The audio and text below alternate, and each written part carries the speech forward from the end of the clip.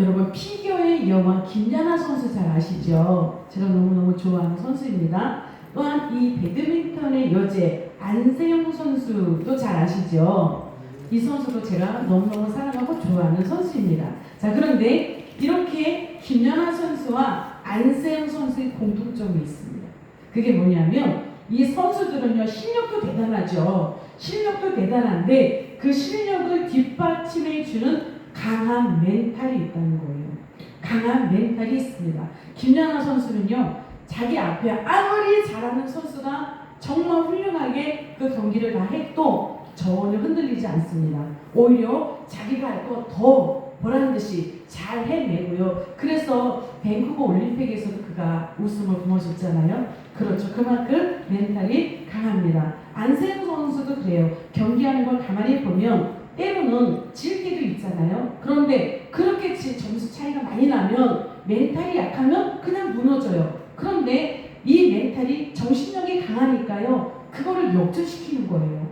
역전시켜서 끝까지 해서 결국은 역전승을 거두는 경우를 많이 보았습니다. 자, 반면에 멘탈, 이 정신력이 약한 사람은요. 실력이 있고 체력이 있어도요. 벌써 이 정신력에서 무너지면 그냥 지는 거예요.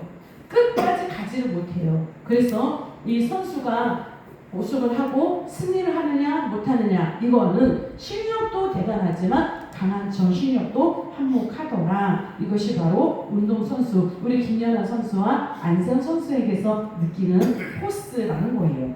자, 그러면 운동선수에게만 이 정신력이 필요한가? 그렇지 않습니다. 일반 사람들에게도 필요하고요. 우리 예수님을 믿는 그리스도인들에게도 이 강한 정신력 이것은 대단히 중요합니다. 왜 그런가 하면 마음이 무너지고 생각이 무너지면 그 다음에는 아무것도 할 수 없기 때문에 그렇습니다. 그래서 사탄은요. 우리의 재산을 빼앗고 우리의 좋은 것을 빼앗기보다 가장 먼저 빼앗아가려고 하는 것이 뭐냐면 용기와 소망입니다.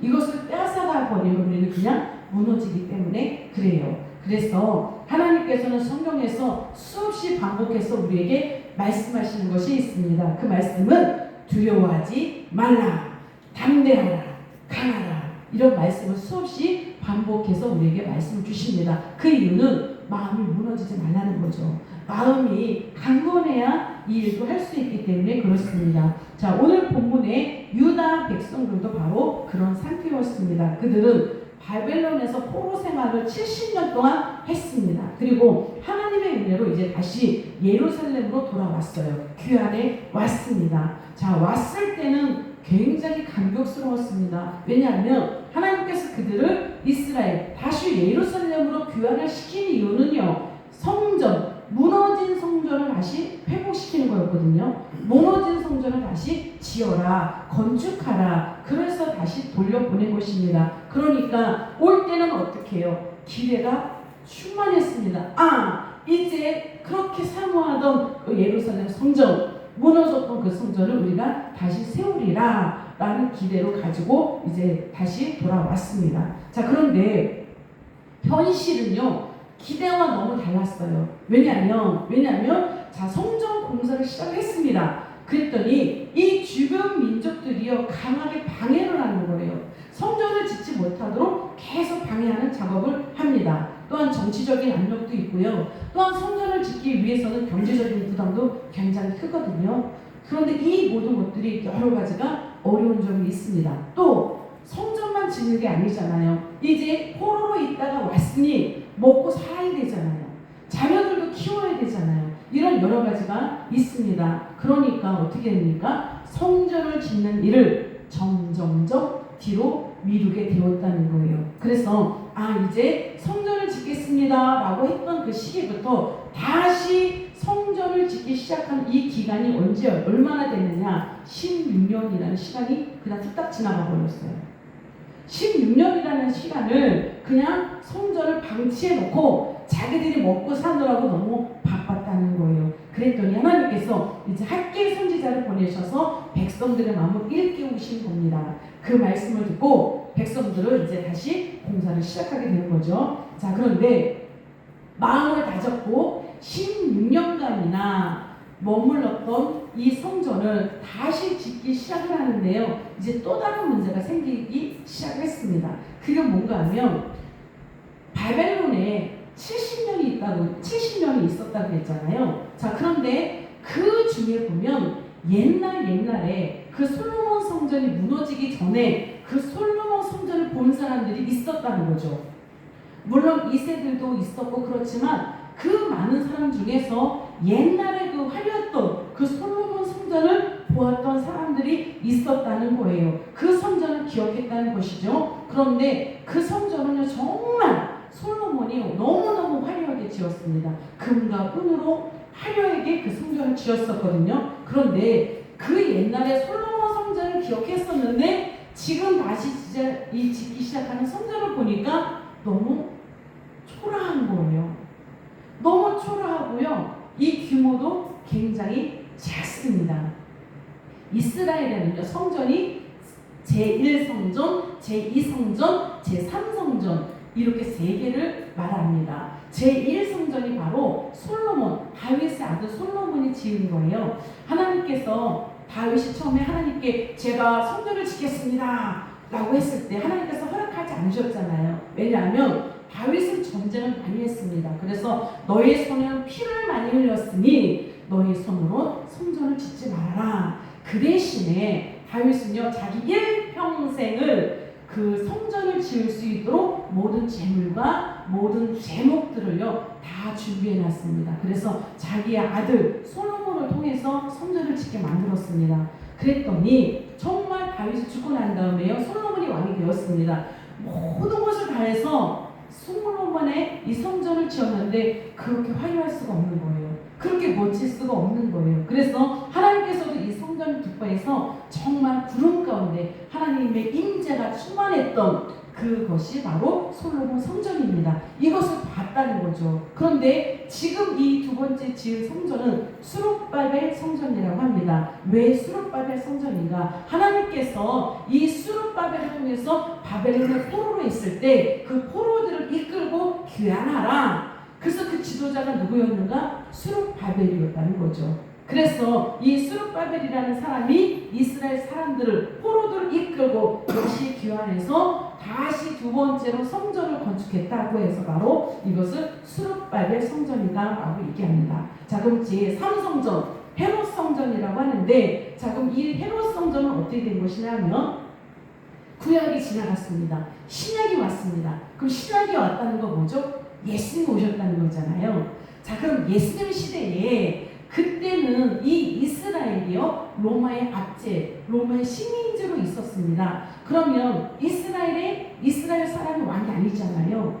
헤롯이라고 하는 분봉왕이 이 로마의 추천을 받아서 이제 왕 노릇을 하고 있었던 것입니다. 그러다 보니 유대인과 마찰이 좀 많았습니다. 그러니까 이 헤롯 이 사람이 이 유대인과 마찰이 아니라 우리 잘 지내봅시다. 환심을 사기 위해서 어떤 방법을 하면 좋을까? 그래서요, 그가 내세운 것이 그것입니다. 내가 성전을 다시 화려하게 지어줄게. 그런데 이제 지어준다는 것이 새로 짓는다는 것이 아니라 이 옛날에 지었던 수룹바벨, 이 수룹바벨이 지었던 이 성전, 이것을 다시 증축했어요. 아주 멋지고 화려하게 다시 지어주었습니다. 그런데 이 수룹바벨이 지나고 난 다음부터 헤롯 성전이 지어지기까지 이 기간이 얼마나 있었는가? 거의 500년가량이 지납니다. 그 시간이 많이 지났다는 거죠. 그러니까 이 수룹바벨의 성전도 많이 좀 훼손된 게 많았을 거예요. 그렇죠? 그러니까 이것을 보고 헤롯 이 왕이 헤롯 이 성전을 지어주기 시작하는데 그 기간이 46년간이었습니다. 46년간 건물을 지은 거예요. 그게 굉장히 화려하겠죠. 그렇죠? 그러나 지금은 수룹바벨이 짓는 그 성전이었는데 엄청 초라한 이런 모습이었다는 것입니다. 그래서 그 옛날에 솔로몬 성전을 기억했던 사람들이 이걸 보면서 뭐라고 얘기하는가? 아, 이게 무슨 성전이야? 기대를 했는데, 옛날에 그 모습을 기대했는데 이 초라한 이 모습을 보면서 아, 이게 무슨 성전이야? 초동거리기 시작했다는 거예요. 아, 옛날이 훨씬 좋다. 이렇게 투덜거리기 시작을 했다는 것입니다. 그런데 이 말들이 이제 퍼지기 시작을 한 거예요. 그러니까 어떻습니까? 백성들이 힘을 얻어야 되잖아요. 그래야 건축을 하죠. 그런데 마음이 무너지기 시작을 했다는 거죠. 이런 성전 지어서 뭐해? 그런 거예요. 그러니까 손에 연장을 들고 있는데 마음이 무너지고 내려놓은 상태라는 것입니다. 그때 바로 하나님께서 말씀을 주신 거예요. 이스라엘 백성들에게, 스룹바벨에게 이 학개 선지자를 통해서 이렇게 말씀해 주십니다. 굳세게 할지어다. 굳세게 할지어다. 즉 마음을 다잡고 굳세게 해서 다시 성전을 지어라. 바로 그 얘기예요. 자, 그러면 이 말씀은 2500년 전에 이 유다 백성에게만 한 말씀일까? 그렇지 않다는 거죠. 지금 우리에게도 똑같이 여전히 동일하게 말씀해 주신다는 것입니다. 자, 그렇다면 오늘 하나님께서 오늘 본문 말씀을 통해서 우리에게 주시고 우리가 붙잡기를 원하시는 그 말씀은 무엇인지 이 시간 또한 우리가 살펴보기를 원합니다. 자, 첫째입니다. 하나님은 낙심한 사람에게 먼저 굳세게 하라 라고 말씀하세요. 어떻게 하라?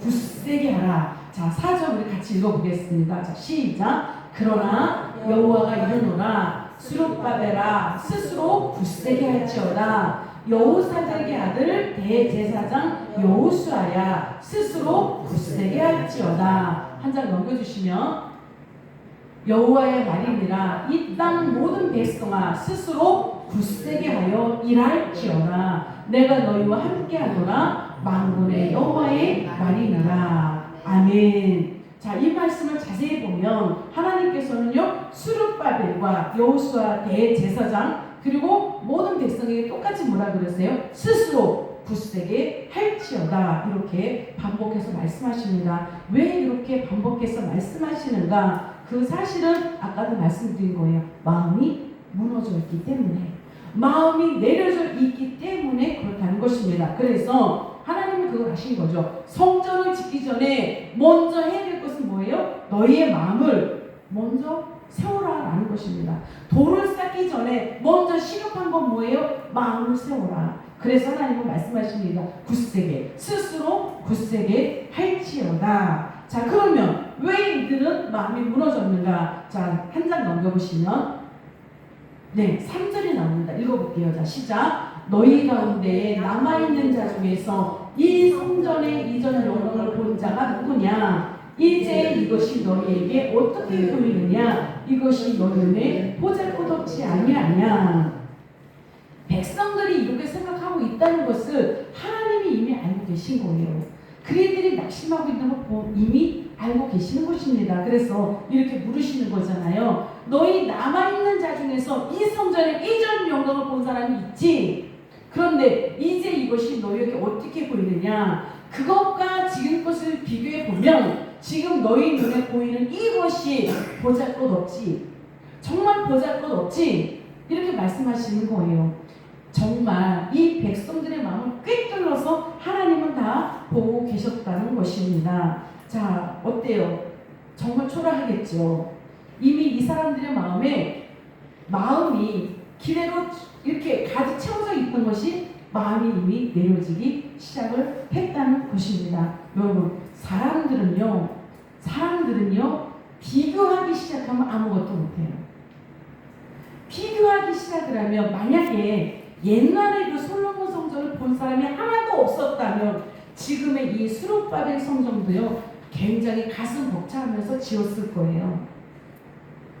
무너졌는데, 그런데 하나님께서 다시 귀환시키셔서 지금 짓게 만드시잖아요. 다시 회복시켜 주시잖아요. 그런데 지금 이스라엘 백성들은 뭐예요? 아, 하나님 싫어요. 옛날 게 더 좋아요. 지금 그러고 있다는 거예요. 옛날 게 더 좋아요. 지금 이거 너무 초라해요. 그러니까 뭐예요? 마음이 힘이 나지 않는다는 거예요. 그렇게 비교하기 시작을 합니다. 여러분, 비교는요 믿음을 약하게 만들어요. 비교는 믿음을 약하게 만듭니다. 오늘날도 마찬가지예요. 아, 옛날에는 건강했는데, 옛날에는 씩씩했는데, 옛날에는 사업도 잘 됐는데, 아, 옛날에는 돈도 많았는데. 우리 그러지 않아요? 그럽니다. 아, 또 그렇게 또 비교해요. 아, 저 사람은 잘 되는데 왜 나는 이러지? 아, 저 사람은 저렇게 믿음을 성장하고 있는데 나는 왜 맨날 이 모양 이 꼴일까? 그러지 않으세요? 나 자신만 보면 되는데 자꾸 다른 사람들하고 비교를 해요. 그리고 옛날의 그 모습하고 자꾸 비교를 해요. 아마 웃으시는 분은 그러신가 봐요. 그렇죠. 그래서 누가 뭐라 그랬지 않아도 자신이 비교해서 자신이 힘들어요. 누구 때문에 힘든 게 아니에요. 그렇죠? 자기 자신이 옛날하고 비교하고 또 다른 사람하고 비교하고 그래서 스스로 힘이 든 거예요. 그래서 여러분 비교는요 감사의 문을 닫게 만듭니다. 비교는 감사의 문을 닫게 만들어요. 또한 낙심의 문을 열게 만듭니다. 이것이 나쁜 비교라는 거예요. 나쁜 놈이에요. 비교는 그렇다는 것입니다. 그래서 사탄은요 끊임없이 비교하게 만듭니다. 오늘과 옛날 또 나와 너 서로로 비교하게 만들고요. 상황을 비교하게 만들고 그래서 낙심해서 자꾸자꾸 무너지게 만든다는 것입니다. 자, 그러면 이에 대해서 하나님은 지금 어떻게 하셨습니까? 이미 백성들의 마음을 꿰뚫어 보셨다고 했잖아요. 이미 다 알고 계셨다고 했습니다. 그러면 그들이 낙심하고 있을 때 마음이 무너졌을 때 아 이건 너무 초라해 이렇게 하고 있을 때 하나님은 어떻게 하셨는가? 쉬어라 포기하라 그러지 않으셨다는 거죠. 쉬어 그러면 그만둬 그러지 않으셨다는 것입니다. 오히려 스스로 굳세게 하라 그리고 일할 지어라 일하라고 말씀하시는 거예요. 쉬지 말고 더 굳세게 해서 힘을 얻어서 일하라. 왜냐하면 지금 하나님께서 이스라엘 백성들을 다시 포로에서 귀환시켜서 이 성전을 짓게 하시는 거는요 심심할까봐 하는 걸까요? 아니거든요. 하나님께서 부어주신 사명인 거예요. 하나님께서 그들을 부르셔서 이 성전을 지어라 라고 사명을 주신 거예요. 그러면 이 성전은 지어도 되고 안 지어도 되는가? 그렇지 않다는 거죠. 반드시 지어도 된다는 거죠. 사명입니다. 그러면 왜 하나님께서는 이들이 마음이 피곤해 있고 지쳐 있고 초라하다고 투덜거리는 이들에게 쉬지 말고 마음을 굳세게 해서 일해 라고 말씀하신가 하면 사명은요 감정보다 낙심보다 더 크기 때문에 그렇습니다. 뭐가 커요? 사명이 커요? 낙심이 커요? 사명이 커요? 감정이 커요? 사명이 더 큰 거예요. 그러니까 여러분 감정은 흔들릴 수 있습니다. 그렇죠? 마음이 힘들 수는 있어요. 그런데 하나님께서 우리를 부르신 사명은요 흔들리면 안 되는 거예요. 저도 하나님께서 부르셨고 여러분도 부르셨죠. 왜 부르셨을까요? 사명을 주신 거예요. 여러분에게 사명을 주셨습니다. 이걸 해야지. 저에게도 사명을 주셨습니다. 그런데 사명을 받았는데도 불구하고 상황이 이렇다고 해서 뭔가 힘들다고 해서 뭔가 초라하다고 해서 내 상황이 이렇다고 해서 자꾸 이거를 뒤로 밀어버리면 이건 사명을 감당하지 않는다는 거예요. 하나님께서 민수기 23장 19절에 말씀하십니다. 한 장 넘겨보시면 읽어볼게요. 자, 시작. 하나님은 사람이 아니시니 거짓말을 하지 않으시고 인생이 아니시니 후회가 없으시도다. 어찌 그 말씀하신 말을 행하지 아니시며 하신 말씀을 실행하지 않으시랴. 아멘. 하나님은요 사람이 아니세요. 그래서 거짓말도 안 하시고요 후회가 없으십니다. 그러니까 하나님께서 어떻게 나 같은 사람을 부르셨지? 하나님은 실수하신 거야. 우리 그렇게 말할 수 없다는 거죠. 하나님 실수하셨을까요? 여러분 부르셔서 실수하신 거예요? 어떻게 나 같은 사람을 부르셔서 이 일을 맡기셨을까? 그러니 하나님은 실수하신 거고 하나님은 지금쯤 후회하고 계실 거야. 그렇지 않으신다는 거죠. 하나님은 우리를 택해서 부르신 거, 우리에게 사명 주신 거 절대 후회하지 않으신다는 것입니다. 그리고 약속하신 것은 반드시 이루신다. 이것이 바로 하나님의 약속입니다. 그래서 우리가 낙심하고 있는 우리에게, 낙심하고 있는 이스라엘 백성들에게 이렇게 말씀하시는 것은 회복해, 그리고 굳세게 해, 그리고 다시 그 사명 감당해야지. 일을 해야지. 지금 그 말씀 하고 계시는 거예요. 왜 그럴까요? 너는 내가 택한 자다. 너는 나의 거룩한 백성이다. 이것을 하나님께서 말씀하시는 것입니다. 하나님께서 연약한 우리에게 자꾸 일을 맡기시고요. 정말 힘들어 지쳐있는데도 불구하고 이 일 해야지 라고 끝없이 말씀하시는 이유는 우리가 하나님의 자녀이기 때문에 그래요. 우리가 하나님의 거룩한 백성으로 택함 받았기 때문에 그래요. 그래서 우리는 감사해야 되는 거예요. 우리가 그 일을 안 한다고 못한다고 우리를 버리신다? 이거는 우리가 하나님의 자녀가 아니죠. 하나님 택하신 자녀 버리지 않으신다는 것입니다. 그러면 끝까지 일해야지. 이건 뭐예요? 하나님께서 나를 버리는 것이 아니라 나에게 능력 주시겠다는 말씀이구나. 여러분 이렇게 받으셔야 된다는 거예요. 그래서 피곤하다고 지쳤다고 나 일 못하겠다고 그것이 아니라 그럼에도 불구하고 끝까지 나를 놓지 않으시고 끝까지 나를 붙들고 가시는 이유는 하나님의 사랑이 끊어지지 않는 거구나. 여러분 이렇게 생각하시면 힘을 내실 수 있다는 것입니다. 아멘. 여기서 굳세게 하라 이 말씀은요, 하나님을 의지하라는 명령이에요. 하나님을 의지하라, 굳세게 하라, 하나님을 의지하라 이 말씀이에요. 자, 이 명령은 그냥 버텨야지 그게 아니에요. 네 힘으로 버텨야지 그게 아니라 정말 하나님을 붙들라는 거예요. 이 말씀의 원문은 하자크라는 말인데요. 자, 이것은 굳세게 하다, 용기를 내다, 붙들림을 받아 강해지다, 이런 말씀, 이런 의미가 있습니다. 즉 우리가 하나님을 붙잡고, 더 큰 의미는 우리가 하나님께 붙들릴 때 우리는 강해질 수 있다는 것입니다. 하나님께 붙들릴 때. 그러면 여러분 하나님께서 계속 일해라, 굳세게 하라, 이건 뭐예요? 하나님께서 계속 붙들고 계신다는 증거예요. 여러분 사명에 대해서 자꾸 말씀하셔서 힘드신가요? 힘들어하실 이유가 없습니다. 그것이 바로 하나님께서 나를 붙들고 계시다는 증거라는 것입니다. 여호수아 1장에 보면 하나님께서 여호수아에게 계속 반복해서 말씀하십니다. 강하고 담대하라, 내가 너와 함께 하느니라. 여기서 강함의 근거가 뭐예요? 여호수아 자체에서 나오는 게 아니거든요. 하나님께서 함께 하신다는 거예요. 그럼 굳세게 하라, 일하라, 이게 뭐라고요? 내가 너와 함께 할게. 바로 그 의미라는 것입니다. 사도 바울도 고백합니다. 빌립보서 4장 13절에 보면 내게 능력 주시는 자 안에서 내가 모든 것을 할 수 있다. 이것이 사도 바울의 고백입니다.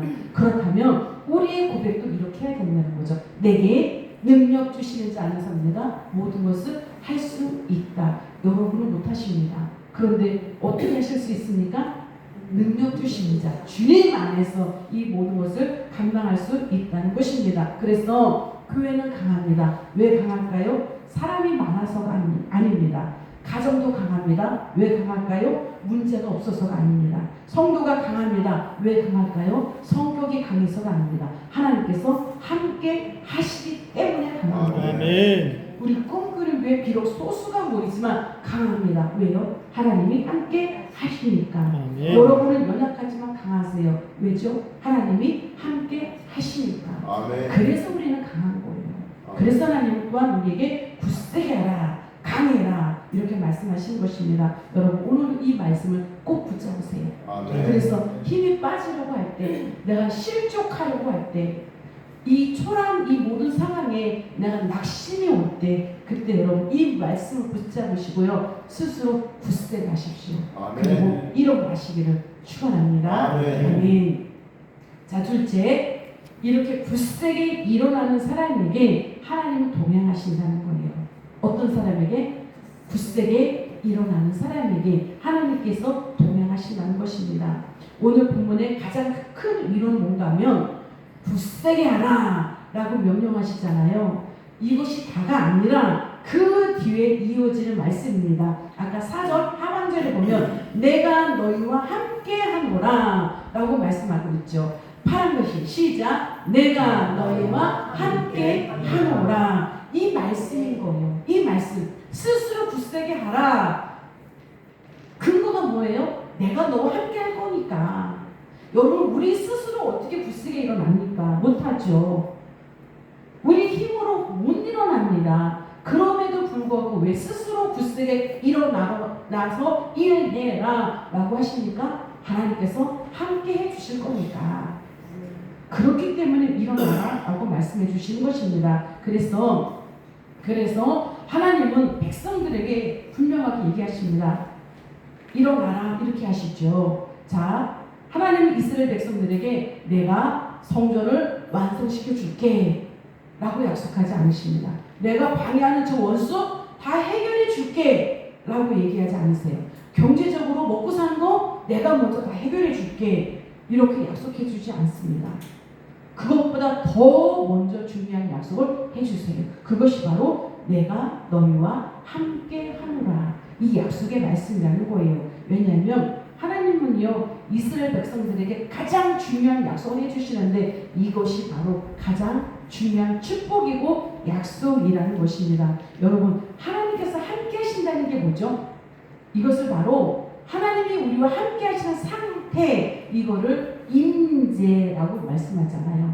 하나님께서 우리에게 임재하신다. 이렇게 되면요 여러분, 모든 문제 해답이 여기서 다 나온다는 거예요. 하나님께서 함께 하시면 모든 것이 다 풀어질 수 있기 때문에 그렇습니다.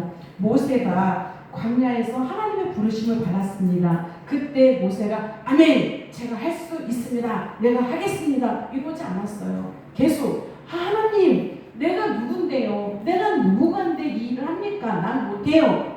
나는 말을 잘 못합니다. 그럴 때 하나님께서 걱정하지 마, 내가 너희가 말 잘할 수 있게 해줄게. 그러지 않으셨습니다. 뭐라고 약속하셨죠? 내가 너와 함께 할게.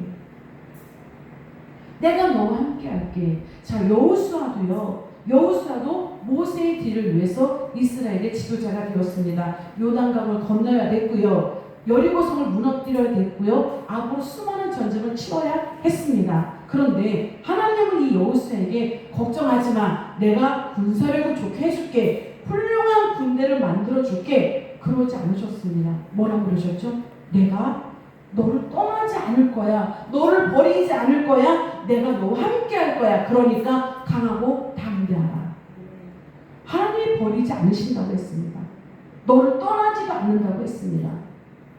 여러분, 우리에게 가장 큰 복이 그것입니다. 우리를 떠나지 않으려 하시는 것, 우리를 버리지 않고 우리와 함께 하시는 것, 이것이 바로 큰 약속입니다. 이 약속은요 그때나 지금이나 동일하십니다. 저와 여러분에게도 동일하게 임하십니다. 여러분, 이 약속의 말씀을 붙잡으셔야 돼요. 자, 한번 녹여보시면 5절의 말씀이 있습니다. 자, 읽어볼까요? 자, 시작. 너희가 애굽에서 나올 때에 내가 너희와 언약한 말과 나의 영이 계속하여 너희 가운데 머물러 있나니 너희는 두려워하지 말지어다. 약속을 계속하시는 것입니다. 어떤 약속일까요? 내가 영으로, 하나님이 안 보이시잖아요.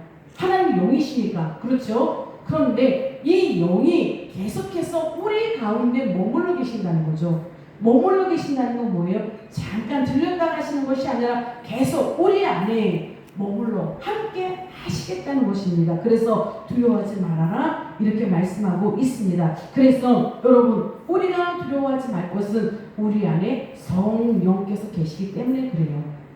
우리 안에 성령께서 계시기 때문에 그렇습니다. 그러면 여러분, 성령은 로마서 8장 26절의 말씀이 그거잖아요. 연약한 우리를 도와주시고요, 우리를 어떻게 기도해야 할 바를 모르는 우리를 위해서 탄식하며 기도해 주시는 분, 그분이 누구시라고요? 성령 하나님.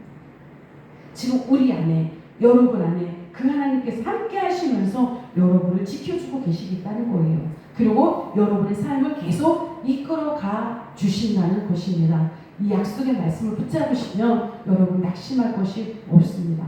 그러니까 여러분, 일어나시기를 축원합니다. 아멘. 자, 셋째 중요한 사건이 또 있습니다.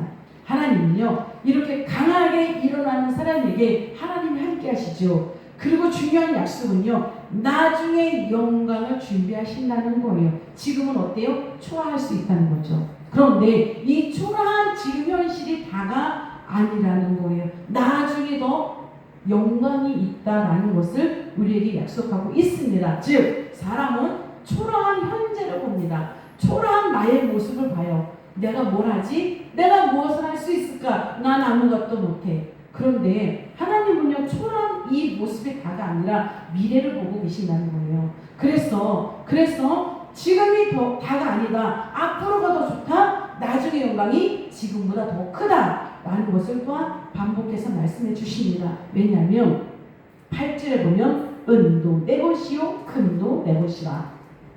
여러분, 금, 은 여러분 것입니까? 아니시죠? 누구 거라고요? 하나님 거예요. 금도 내 것이요 은도 내 것이라. 다 하나님의 손에 있습니다. 그럼 언제 주세요? 하나님의 마음대로. 그렇죠? 누구 마음대로? 하나님의 마음대로. 언제? 하나님의 마음대로. 우리의 마음대로가 아니라 하나님의 마음대로 주신다는 거예요. 그때에. 그러면 지금은 초라해. 그런데 지금이 끝이 아니야. 그렇다는 건 뭐예요? 나중에 더 영광이 있고 나중에 더 크게 할 거야. 뭐죠? 주신다는 거잖아요. 더 영광스럽게 해 주신다는 거예요. 그러면 하나님께서 이 스룹바벨의 이 초라한 성전을 보시면서 나중에 영광이 더 크리다라고 말씀해 주신 이유가 뭘까요? 제3성전이 헤롯 성전이라고 제가 말씀드렸습니다. 그러면 이 헤롯 성전이 더 크고 웅장해서 그렇게 말씀하실 걸까요? 물론 스룹바벨 성전보다는 훨씬 크고 화려하게 제3성전을 헤롯이 지어주었습니다. 그런데 하나님께서 나중 영광이 더 크다라고 말씀해 주신 이유는 하나님께서 보내신 메시아 예수 그리스도 그분이 제3성전에 들어가시기 때문에 그래요. 예수님께서 오셨을 때 성전에 들어가셨잖아요. 그곳에서 병든 자를 고치시고요. 말씀을 전하시고요. 즉 예수님의 임재가 있는 그곳이 가장 영광스러운 곳이다라고 분명하게 말씀하고 있는 것입니다. 여러분, 우리 교회가 초라할까요? 그런데 우리 주님의 임재가 이곳이 계시다면요, 우리 교회는 초라하지 않습니다. 자, 그러면 여러분은 어떠실까요? 여러분은 성전입니다. 그렇죠? 그러면 지금 모습은 초라하다 할지라도요, 그 성전을, 마음의 성전에 우리 주님이 임재하고 계시다면 그 성전은요, 너무너무 영광스러운 성전이라는 거예요. 아멘. 눈에 보이는 것만 가지고 여러분 판단하지 마세요. 네. 우리 교회와 여러분 마음속에 있는 성전에 주님이 계시는가 안 계시는가, 이것이 더 중요하다는 것입니다. 아멘. 그렇게 계실 때 우리는요, 정말 하나님께서 기뻐하시는 성전이고요, 정말 말할 수 없는 영광이 우리를 통해서 하나님께 올려드리고 있다는 것입니다. 그래서요, 여러분, 우리는요 정말 하나님께 큰 복을 받은 자라는 것이에요. 아멘. 큰 은혜를 받은 자고요, 큰 복, 큰 선물을 받은 자가 바로 우리 꿈꾸는 교회이고요, 저와 여러분이다라고 말씀하시는 것입니다. 그래서 하나님께서 말씀하시죠. 파란 글씨 읽어볼까요? 자, 시작. 내가 이곳에 평강을 주리라. 눈에 보이는 현실 때문에 여러분 힘들어하지 마세요. 낙심하지 마세요. 지금의 나의 현실 때문에 내 자신이 못나 보인다고 해서, 또한 자신의 존재감이 작아 보이고요, 내 위치가 확실하지 않다고 해서 여러분 낙심하지 말 것은 내가 너무 함께하리라. 그렇기 때문에 여러분 마음을 지키세요. 마음의 평강을 가지세요. 그러면 우리는 정말 하나님께 영광 돌릴 수 있는 귀한 성전이라는 것입니다. 귀한 존재라는 거예요. 그런 이 존재감을 가지고요, 여러분 스스로 굳세게 일어나시기를 축원합니다.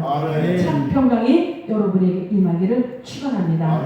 하나님께 영광 돌리고 나아가는 저와 여러분이 되시기를 오늘도 예수님의 이름으로 축원합니다. 아멘. 기도하겠습니다.